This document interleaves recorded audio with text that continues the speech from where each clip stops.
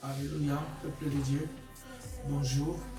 Je suis dans la joie ce matin de venir dans vos maisons pour vous apporter la parole du Seigneur. Et en ce jour, nous voulons parler au fait du plan de Dieu pour nos vies.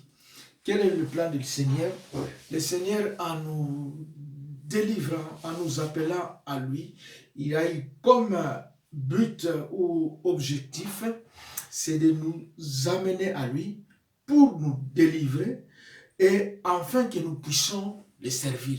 Et ce plan, nous le trouvons dans le livre de Luc, Luc chapitre 1er, verset 68.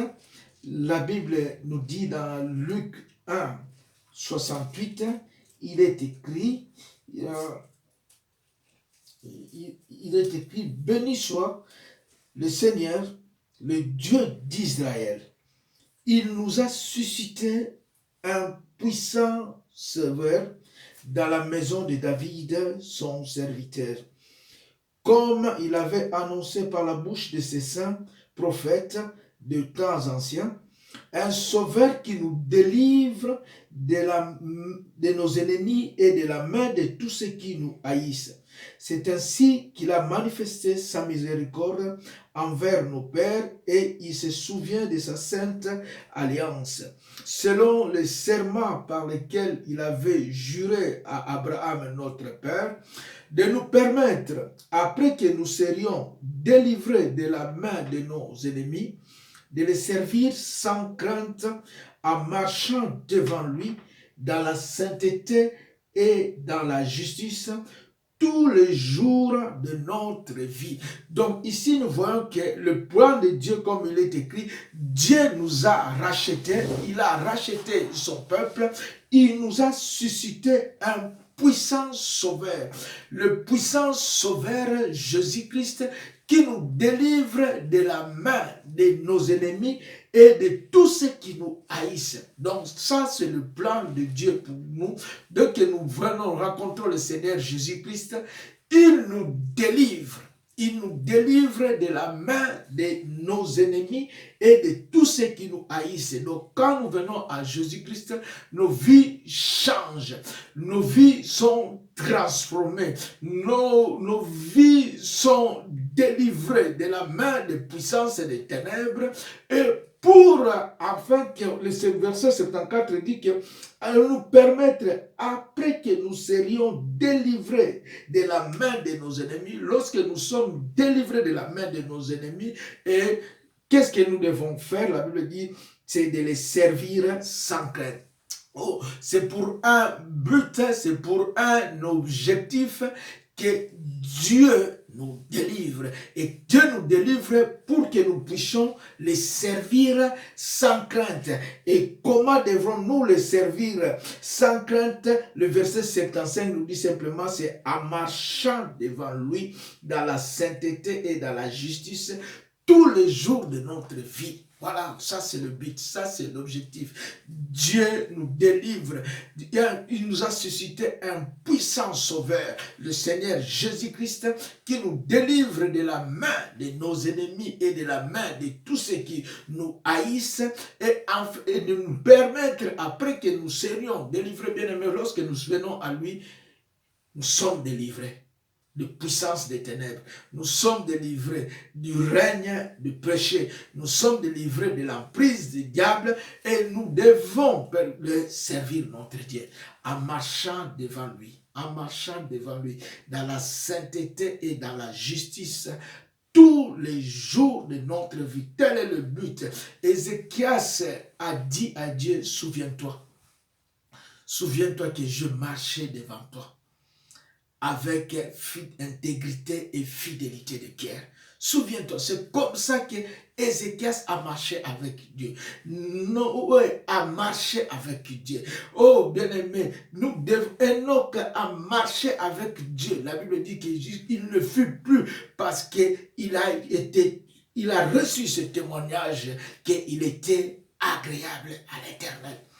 C'est ça le but de notre de Dieu. Oh bien aimé, si nous prenons par exemple, il y a beaucoup d'exemples dans la Bible, il y a beaucoup d'exemples dans la parole de Dieu. Oh, ce matin, nous pouvons simplement prendre par exemple l'exemple de Marie de Magdala. Oh, Marie de Magdala, oh, juste pour une précision, pour ne pas qu'il n'y ait pas de confusion, il y a 3 Maries qui servaient ou tournaient autour de Jésus-Christ. Il y a Marie, la mère de Jésus-Christ, je ne parle pas d'elle. Il y a Marie de Béthanie, qui est la sœur de Marthe et de Lazare.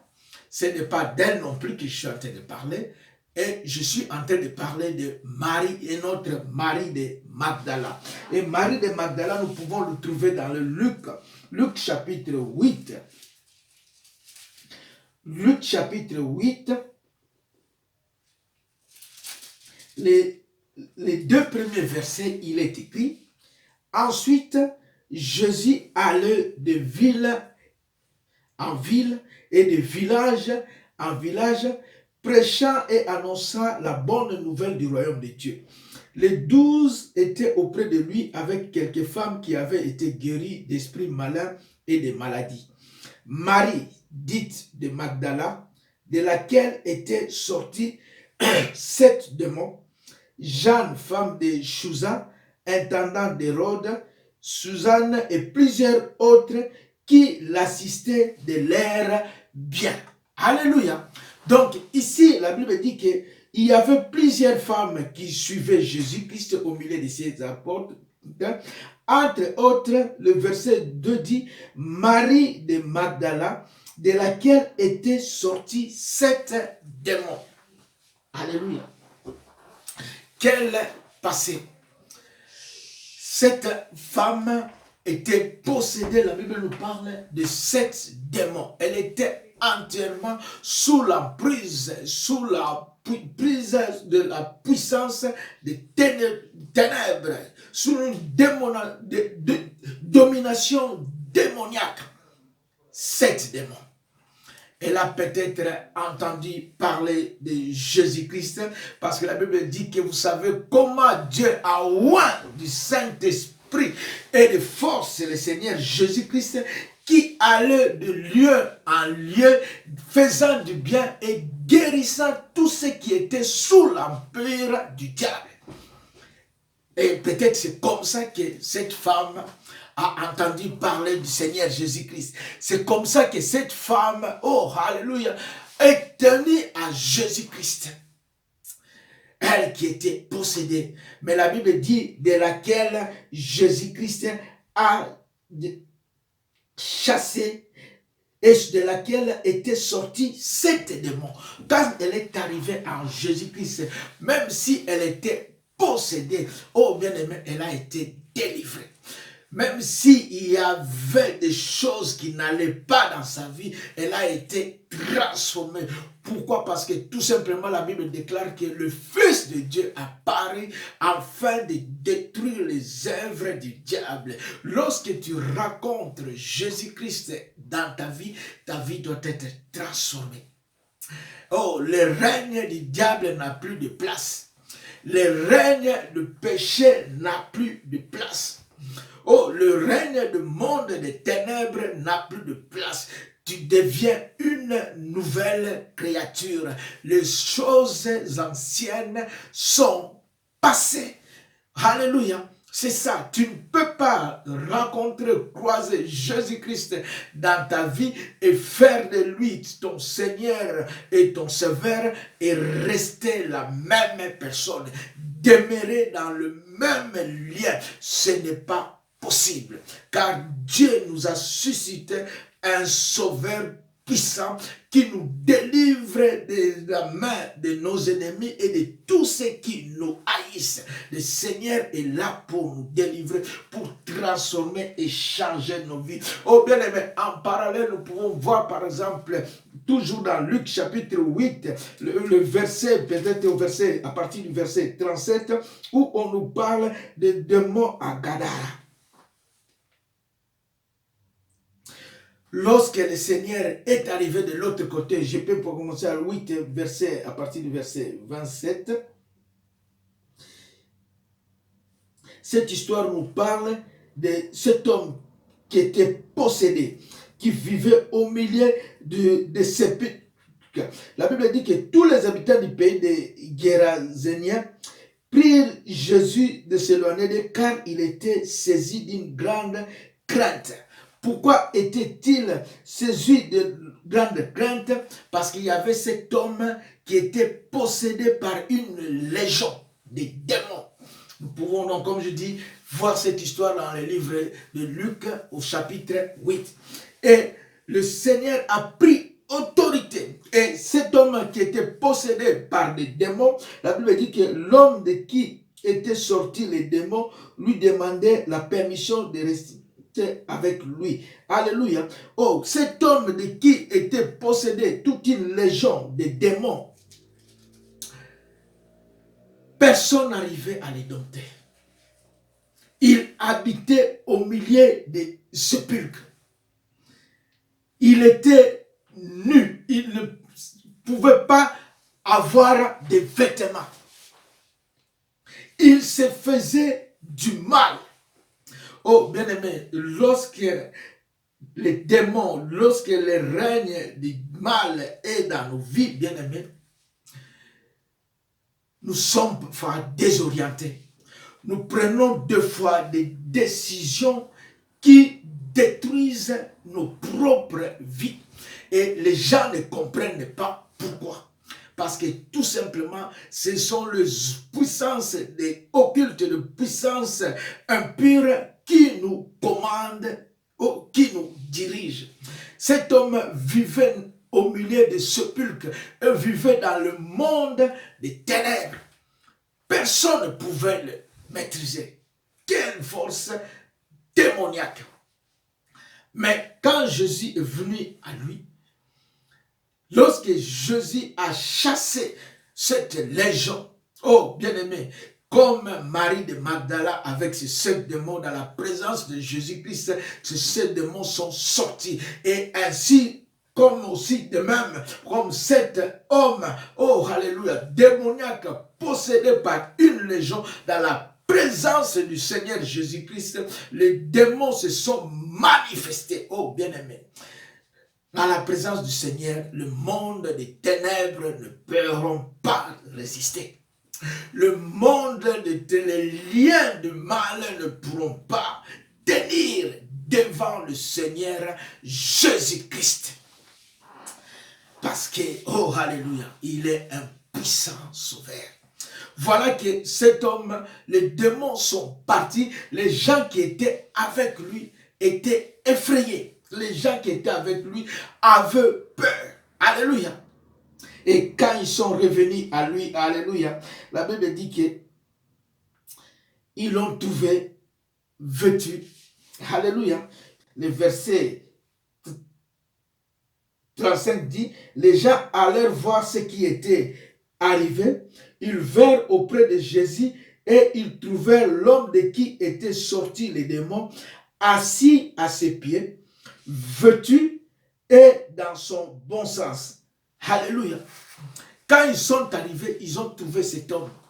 La Bible dit, assis aux pieds de Jésus-Christ, vêtu et dans son bon sens. Bien aimé, c'est ce qui se passe lorsqu'on rencontre le Seigneur Jésus-Christ. Marie de Magdala, quand elle a rencontré le Seigneur Jésus-Christ, elle était possédée, après elle était totalement délivrée. Lorsque tu viens à Jésus-Christ, comme je disais, peu importe ce que tu as connu, ta vie est totalement transformée. Cet homme qui se faisait du mal, cet homme que personne ne pouvait les dompter, cet homme qui vivait au milieu des sépulcres, cet homme, oh alléluia, qui était totalement désorienté, cet homme qui ne portait point de vêtements, mais la Bible dit que quand il a rencontré Jésus-Christ, lorsque les gens sont venus à lui, ils l'ont trouvé vêtu.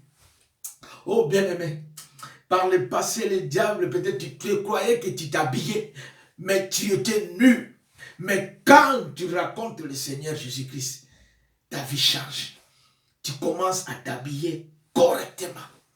Tu commences à vivre une vie correcte. La Bible dit que vêtu est dans son bon sens. La personne qui raisonnait différemment arrive avec une intelligence totalement renouvelée. C'est ça l'œuvre du Seigneur Jésus-Christ. C'est ça l'œuvre de la croix. Oh, bien aimé, parce que la Bible nous demande dans Colossiens de rendre grâce à Dieu. Parce qu'il nous a délivrés de la puissance des ténèbres et nous a transportés dans le royaume du Fils de son amour. Alléluia. Oh Dieu, on nous délivre. Bien-aimé, si tu as reçu le Seigneur Jésus-Christ comme Seigneur et Sauveur dans ta vie, ce que tu dois comprendre, ce que tu dois réaliser, que Dieu, tu es délivré.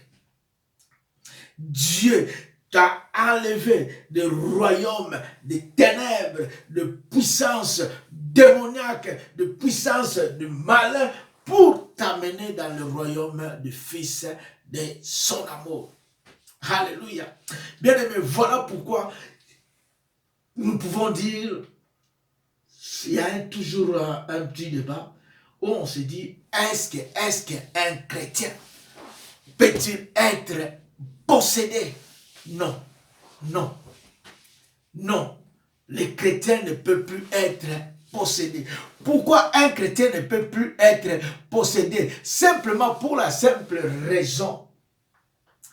Parce que, comme la Bible nous dit, cet homme en qui on a chassé les démons qui est parti, quand le démon revient, il trouve la maison balayée, propre, parce que les œuvres des ténèbres, les esprits impurs ont été totalement chassés, nettoyés. La maison qui est vide, ornée, bien décorée, mais elle est vide. C'est là où résume le problème. Parce que nombreux nous venons au Seigneur Jésus-Christ. Le Seigneur Jésus-Christ nous délivre. Le Seigneur Jésus-Christ nettoie nos vies. Le Seigneur Jésus-Christ enlève les impuretés et les œuvres des ténèbres. Alléluia. Au lieu de le remplacer, Jésus, au lieu de faire du Seigneur Jésus-Christ notre Seigneur dans nos vies, bien aimé, nos maisons, nos vies restent vides. La Bible dit, ornés et décorés. Nous remplissons nos vies de la religion, nous remplissons nos vies de certains langages chrétiens, nous remplissons nos vies, nous décorons nos vies, de tout temps et tant de choses, sauf du règne et de la présence du Seigneur Jésus-Christ. Voilà pourquoi la Bible dit que lorsque les esprits impurs reviennent, ils trouvent la maison vide et il va ces démons-là chercher cet autre démon et qui viennent s'établir encore et la condition de la personne à vie, sa situation devient pire qu'avant. Pourquoi? D'où vient le problème? Le problème, c'est tout simplement parce que nous n'acceptons pas Jésus-Christ comme le Seigneur et Sauveur dans notre vie. Alléluia. Parce que dans le livre de Romains chapitre 8, le verset 9, la Bible dit ceci, Romains 8, 9, la Bible dit, pour vous, vous ne vivez pas selon la chair, mais selon l'esprit. Si du moins l'esprit de Dieu habite en vous. La Bible dit, si du moins l'esprit de Dieu habite en vous. Si quelqu'un n'a pas l'esprit de Christ, il ne lui appartient pas. Alléluia. Donc, si en toi, tu n'as pas l'Esprit de Dieu, tu ne lui appartiens pas.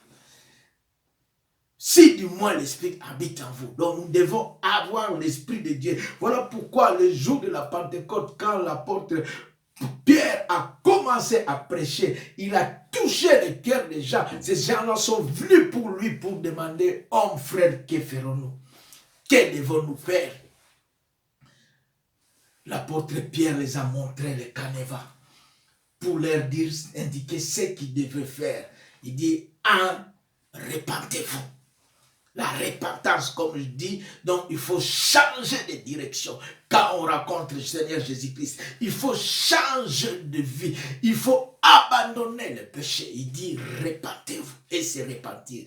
Il dit, et que chacun de vous soit baptisé. Il faut passer par les eaux de baptême. Et enfin, vous recevrez l'Esprit qui a été promis. La repentance pour le pardon du péché, le baptême et la plénitude du Saint-Esprit. Et la Bible dit, si nous n'avons pas l'Esprit de Dieu, si nous n'avons pas, nous ne lui appartenons pas. Et si nous lui appartenons, en nous, il y a l'Esprit de Dieu. En nous, il y a la vie de Dieu. Voilà pourquoi la Bible déclare, dit que petits enfants, vous êtes de Dieu. Et parce que vous l'avez vaincu, parce que celui qui est en vous, oh alléluia, est plus grand que celui qui est dans ce monde. Celui qui est en vous, celui qui est en nous, celui qui est en nous, c'est le Saint-Esprit de Dieu. Et l'Esprit de Dieu est plus puissant que celui qui est dans ce monde. Voilà pourquoi la parole de Dieu ainsi se dit encore que si le Fils de Dieu, si Christ vous a affranchi, vous serez réellement libre.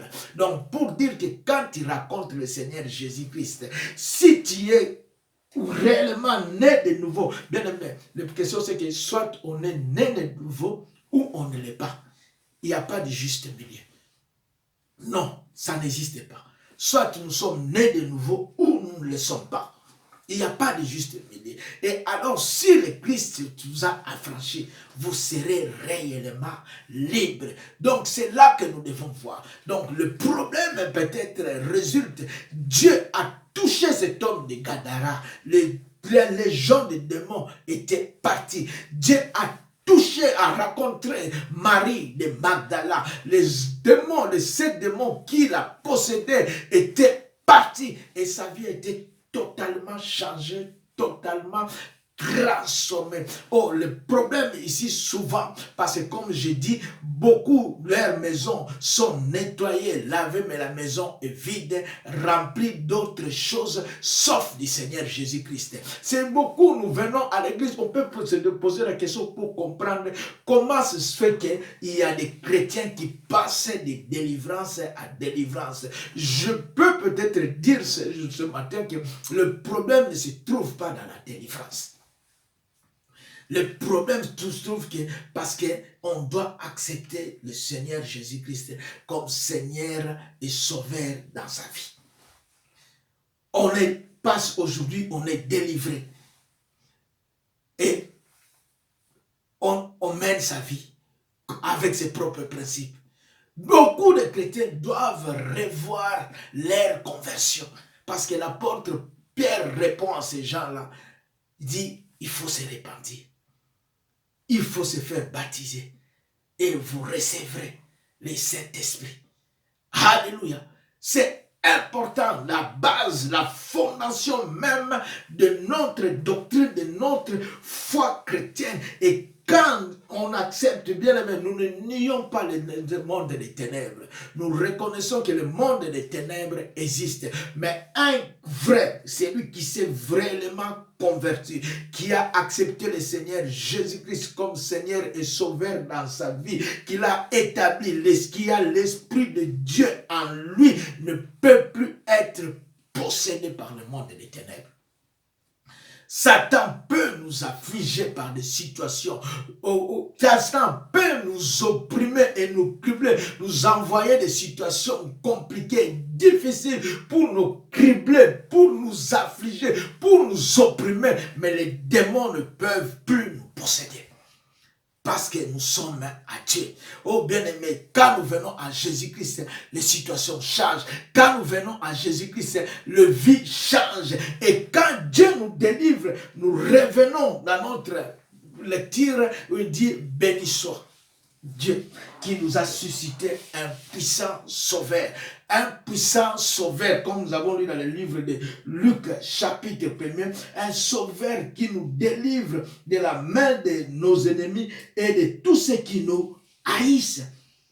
Et quand il nous délivre, la Bible dit que pourquoi?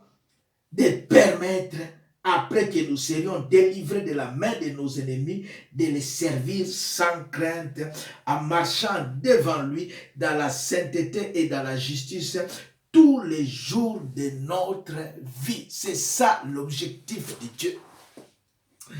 Dieu t'a délivré. Jésus t'a sauvé. Jésus a changé ta vie. Jésus t'a amené à lui. Jésus t'a délivré de du monde des ténèbres.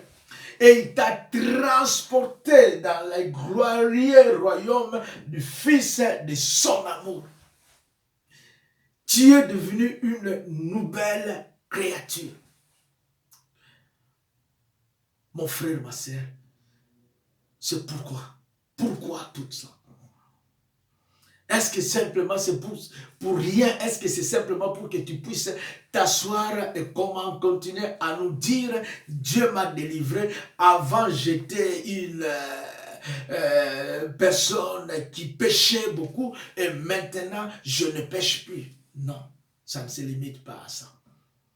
De nous permettre, après que nous serions délivrés, de les servir. C'est ça l'objectif. Bien-aimés, nous devons servir Dieu. De les servir. Nous devons servir Dieu. Dieu nous a délivrés. Dieu vous a délivrés pour que nous puissions les servir. Pour que nous puissions les servir en marchant devant lui, dans la justice et dans la sainteté, chaque jour de notre vie. C'est ça le but. Oh bien-aimé, quand nous regardons par exemple Marie de Magdala, l'évangile de Marc chapitre 15 nous dit ceci. Marc 15,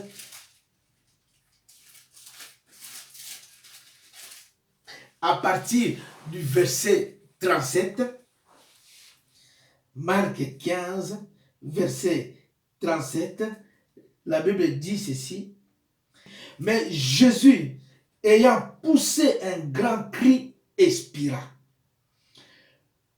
Le voile du temple se déchira en deux, depuis le haut jusqu'en bas. Les centeniers qui étaient en face de Jésus, voyant qu'il avait expiré de la sorte, il dit assurément, cet homme était fils de Dieu. Et le verset 40 nous dit, il y avait aussi des femmes qui regardaient de loin.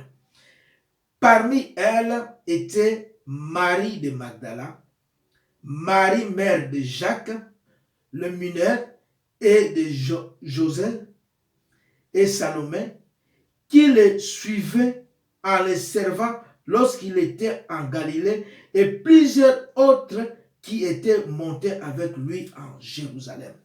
Donc ici, la Bible dit que lorsque Jésus expira, donc Jésus à la croix expira, et la Bible dit qu'au loin, il y avait aussi des femmes qui étaient en train d'observer la scène.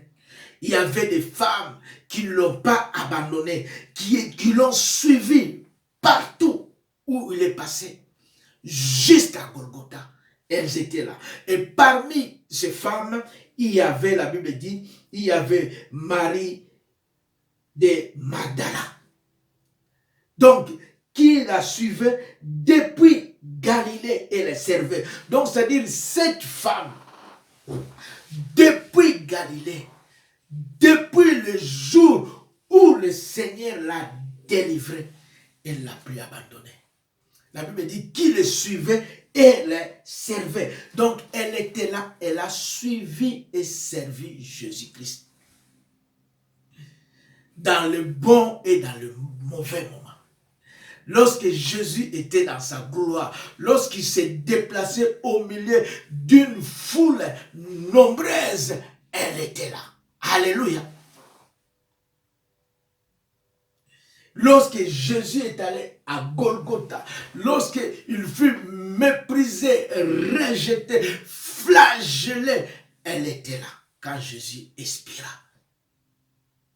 Jusqu'au bout. Voilà pourquoi nous avons ce cantique qui dit « Jusqu'au bout, je vais te suivre. Dans le bon et le mauvais jour. À toi pour mourir et vivre, à toi pour toujours. » Alléluia. C'était ça. Jésus était devenu sa raison de vivre. Elle qui n'était rien, elle qui était possédée, Jésus l'a changée, Jésus l'a délivrée, Jésus l'a sauvée. Elle a suivi Jésus-Christ. La Bible dit, elle le suivait et le servait. Bien-aimé, suivre et servir Jésus-Christ. Et dans l'évangile de Luc, chapitre 8, Luc chapitre 8, la Bible nous dit simplement ceci. Non seulement ce sont des femmes depuis Galilée qui suivaient et servaient Jésus-Christ. La Bible dit dans Luc chapitre 8, verset 2, les 12 étaient auprès de lui avec quelques femmes qui avaient été guéries d'esprits malins et de maladies. Des femmes qui étaient guéries d'esprits malins et de maladies. Souvenez-vous que je vous ai parlé de Marie de Magdala, de qui étaient sortis 7 démons. Et la Bible dit que qui était guérie d'esprits malins et de maladies, Marie, dite de Magdala, de laquelle étaient sortis 7 démons, Jeanne, femme de Chuza, intendant d'Hérode, Suzanne et plusieurs autres qui l'assistaient de l'air bien. Marc dit qu'il y avait là à la croix des femmes qui suivaient et servaient Jésus depuis la Galilée. Ils la suivaient et les servaient. Et Luc nous dit qu'il assistait de l'air bien. Donc ici, ce sont des gens que les personnes ont sauvés, que Jésus a délivrés, que Jésus a guéri. Et ces gens-là se sont donnés pour un seul objectif, de nous permettre, après que nous serions délivrés de la main de nos ennemis, de les servir sans crainte. Et ces femmes suivaient Jésus. Ils ont pris la décision de le suivre, de le servir et de l'assister avec l'air bien. Le Seigneur ne pouvait pas dire à Marie que nous avons tel besoin. Rien, nulle part où on explique que le Seigneur a demandé par exemple à ces femmes de l'assister. Non, d'elles-mêmes. D'elles-mêmes, ils ont mis en disposition bien pour l'assister dans son ministère. Alléluia. C'est ça le but. Dieu nous a délivrés. Nous devons le suivre. Nous devons le servir. Avec tout ce que nous avons. Qu'as-tu que tu n'as reçu? Alléluia. Comme cette tsunamite dans le ministère d'Élisée, elle a été, alléluia, un appui. Chaque fois qu'Élisée s'est déplacé, quand il arrivait à Sunem, elle savait que là, elle pouvait trouver du repos. Parce qu'il y avait une femme qui avait ouvert la porte de sa maison. Pour que le prophète Élisée puisse trouver un lieu, un repos, un soutien, un réconfort. Elle a été une bénédiction dans le ministère prophétique d'Élisée. C'est ça notre appel, bien-aimé. Ce n'est pas en vain que Dieu nous a sauvés. Ce n'est pas en vain que Dieu nous a délivrés, afin que nous puissions les servir, afin que nous puissions le suivre, afin que nous puissions, oh bien-aimé, l'assister avec nos biens. Telle est notre mission. Bien-aimé, à chacun son appel. Quand je regarde par exemple dans le Luc que nous avons lu, Luc chapitre 8, le verset 38 à 39, la Bible nous dit ceci, par rapport à cet homme de Gadara qui a été délivré, alléluia, d'une légion de démons. Le verset 38, la Bible nous dit, Luc 8, dit, l'homme de qui étaient sortis les démons lui demandait la permission de rester avec lui. Alléluia. Bien aimé, cet homme, quand il a regardé sa vie passée, quand il a réalisé qu'il vivait dans le milieu du sépulcre, dans le monde des ténèbres, il passait ses journées à se faire du mal. Maintenant, il était vêtu dans son bon sens, totalement délivré de cette puissance démoniaque. La Bible dit que cet homme a insisté. Cet homme insistait. Oui, la Bible dit que cet homme a demandé à Jésus de permettre de rester avec lui. Il ne voulait plus quitter Jésus-Christ. Sa vie n'avait plus de sens. Le seul but maintenant de son existence, c'était de rester avec Jésus-Christ. C'est ça. Comme Marie de Magdala n'a plus jamais quitté le Seigneur. Elle l'a suivi, elle l'a servi jusqu'à la croix, jusqu'à sa tombe. Quand on a pris le corps de Jésus-Christ pour aller l'enterrer dans ce cortège-là, il y avait Marie de Magdala. Alléluia. Quelle fidélité. Quel engagement. Quelle persévérance. Cet homme, tout ce dont il avait besoin maintenant, c'est de rester avec le Seigneur. Oh, alléluia. Mais la Bible nous dit simplement ceci. Mais Jésus ne lui permit pas. Jésus les renvoya en disant, retourne dans ta maison et raconte tout ce que Dieu t'a fait. Il s'en alla et publia partout la ville tout ce que Jésus avait fait pour lui. À son retour, Jésus fut reçu par la foule. Alléluia. Bien aimé, la Bible dit qu'après Jésus a pris sa barque, il est retourné de l'autre côté. Et à son retour, il fut reçu par la foule. Oh, réalisons ceci. Jésus a pris la barque, il a traversé, il est arrivé de l'autre côté, juste pour rencontrer cet homme possédé. Jésus l'a délivré, Jésus l'a sauvé, Jésus l'a guéri et cet homme a demandé de rester avec Jésus. Après cela, le Seigneur a pris la barque et il est retourné de l'autre côté. Mais cet homme, Jésus l'a établi comme évangéliste. Cet homme demandait de rester avec le Seigneur. Mais le Seigneur lui a dit non, tu ne restes pas avec moi.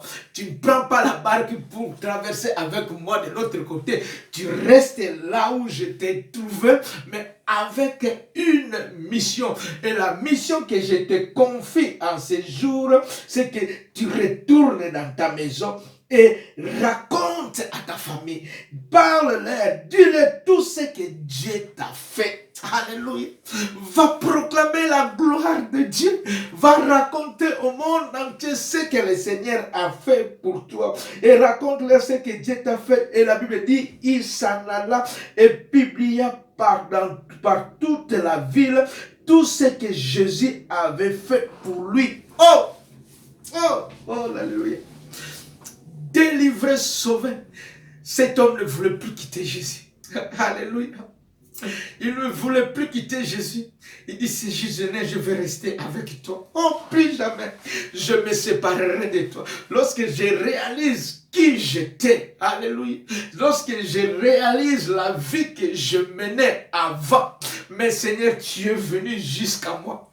Tu as traversé, ô éternel Seigneur, oh la mer, Seigneur, pour venir jusqu'à moi, pauvre pécheur, pour me sauver, pour me délivrer, pour me guérir. Aujourd'hui, je suis transformé.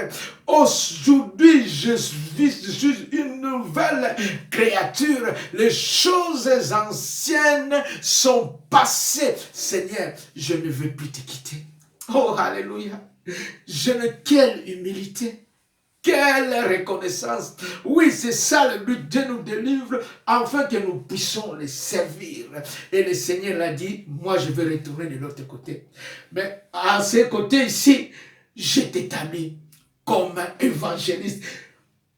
Va dans ta maison, va dans ta famille, va dans toute la ville. Parle de moi. Raconte-leur ce que Dieu a fait pour toi. Oh, la Bible dit que cet homme alla. Oh, Jésus a, on ne parle plus de la suite, mais cet homme a été le premier évangéliste que le Seigneur est allé délivrer, établir dans cette contrée. Cet homme a allé parler de Jésus-Christ. Marie de Magdala est restée à côté de Jésus-Christ pour le suivre, le servir. Alléluia. Mais cet homme est resté en unité, en communion avec Jésus-Christ. Même si physiquement il n'était pas avec lui, mais il était en communion avec Jésus. Il a commencé à parler de Jésus-Christ. Il a commencé à raconter dans toute la ville ce que Dieu avait fait pour lui. Oh, les gens étaient étonnés de voir cet homme qu'on voyait, un démoniaque, un possédé. Oh, cet homme qu'on ne pouvait pas s'en approcher, qui avait une mauvaise vie, une mauvaise réputation. Oh, alléluia. Aujourd'hui, il était devenu totalement transformé. Il est en train de parler de Dieu, en train de parler de Jésus-Christ. Oh, alléluia. Bien aimé, c'est ça le but. C'est ce que 1 Pierre 2, 9 nous dit. Oh, alléluia, alléluia. C'est ce que Dieu nous dit, parce que Dieu nous a délivrés pour un but. Oh, Dieu nous a délivrés pour que nous puissions les servir. 1 Pierre chapitre 2, nous lisons dans le verset 1 Pierre chapitre 2, nous lisons dans le verset 9, la Bible nous dit ici,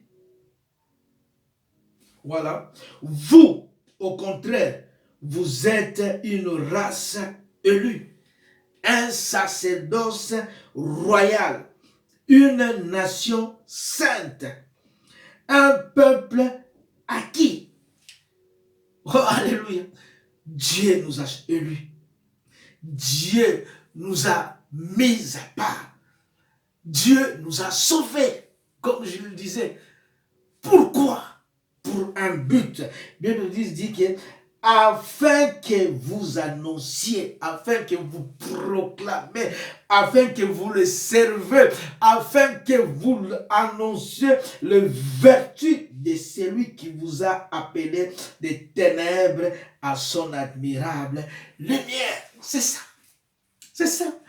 Dieu nous a mis à part, il nous a délivrés afin que nous annoncions le vertu de celui qui nous a appelés des ténèbres, de mauvaise vie à son admirable lumière. Oh bien-aimé, Marie de Magdala, comme je vous disais, elle était là.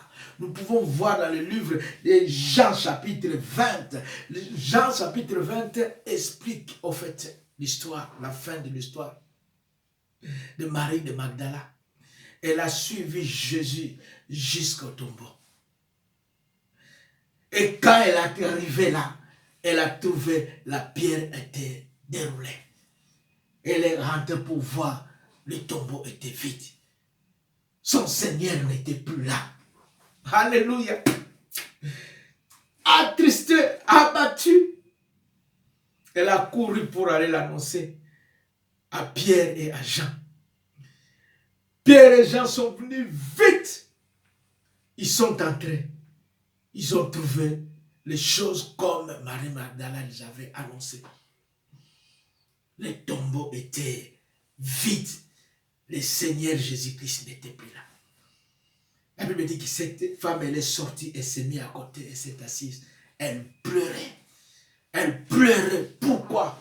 Parce qu'elle ne savait pas où est-ce qu'on avait mis son Seigneur. Pierre et Jean, la Bible dit qu'ils sont partis. Disons cela dans Jean 20. Ils sont retournés. Ils ont vu que le tombeau était vide, ils sont repartis.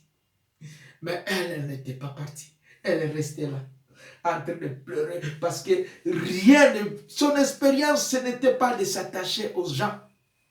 Elle pouvait s'accrocher à Pierre et Jean et partir avec eux. Non, ce n'était pas ça le but. Son but, c'était son Seigneur. Son Seigneur. Elle a regardé, il y avait des anges. La Bible dit, il y avait 2 anges qui étaient là à côté. Elle n'a pas fait attention à eux. Parce que elle ne pouvait pas s'attacher aux expériences. Ce n'était pas ça ce qui l'intéressait. Ce qui l'intéressait, c'était son Seigneur. Où était son Seigneur? Elle pleurait, pas parce qu'on l'avait enlevé des choses dans sa vie, des personnes, des êtres chers dans sa vie. Non, cette femme pleurait parce que tout simplement on l'avait enlevé. Elle pensait qu'on l'avait enlevé ce qu'elle avait de meilleur dans sa vie. Son Seigneur. Oh, bien-aimé, à une telle âme, subitement le Seigneur Jésus s'est révélé à elle pour dire, Marie, Marie, je suis là. Je suis ressuscité. Ne t'approche pas de moi. Ne me touche pas car je ne suis pas encore monté vers mon Père. Mais va auprès des miens. Va auprès des apôtres.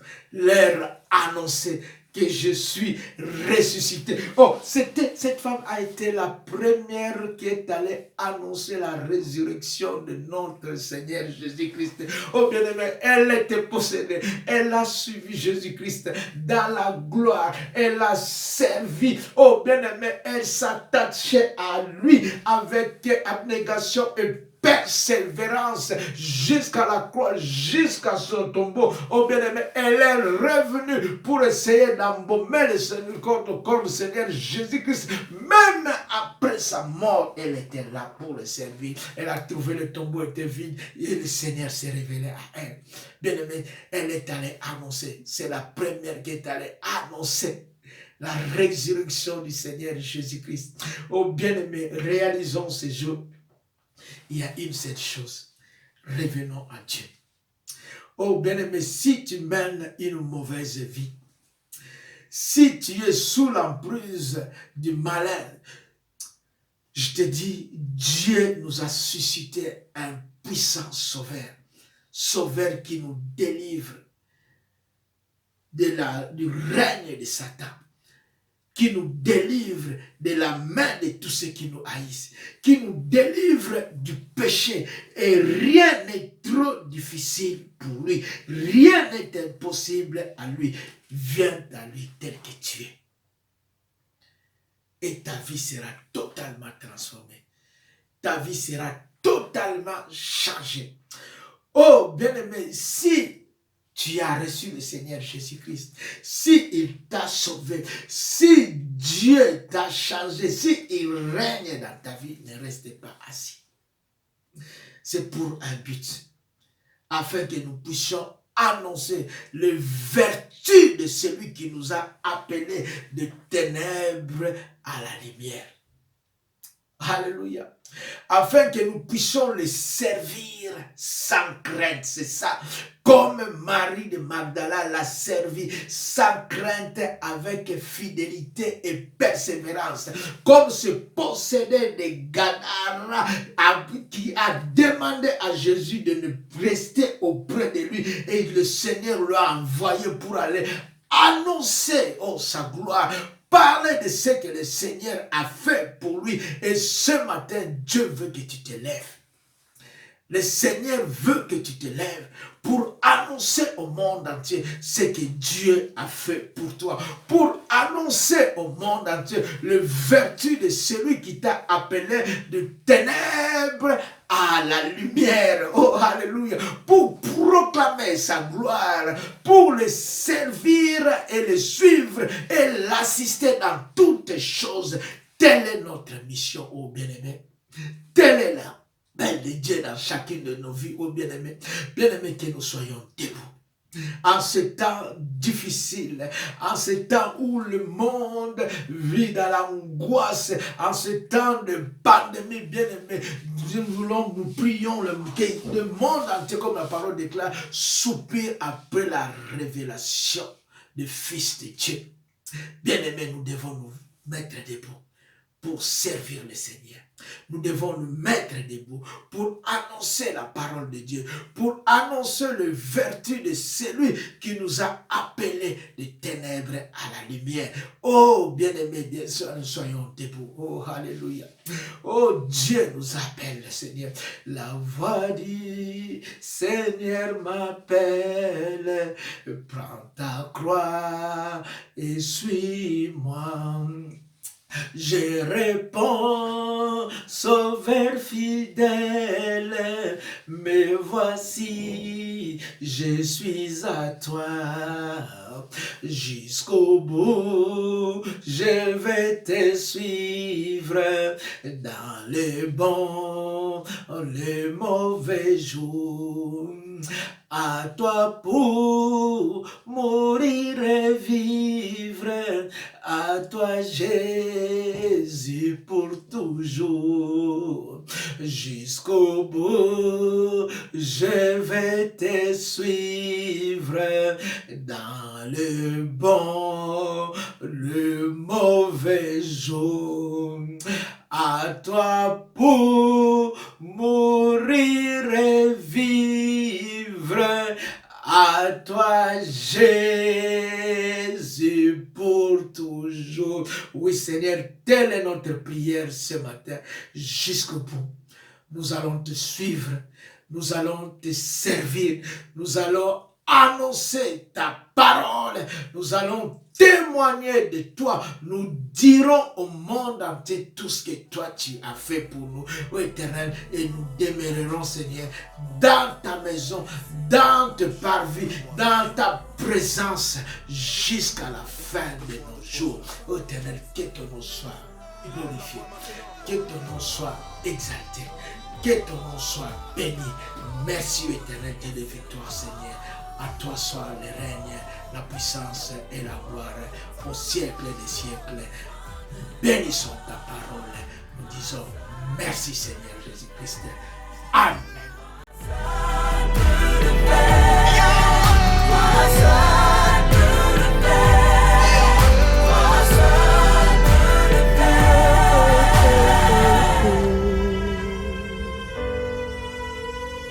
Pose ton regard sur moi. Oh, oh, oh, oh, oh. J'ai tant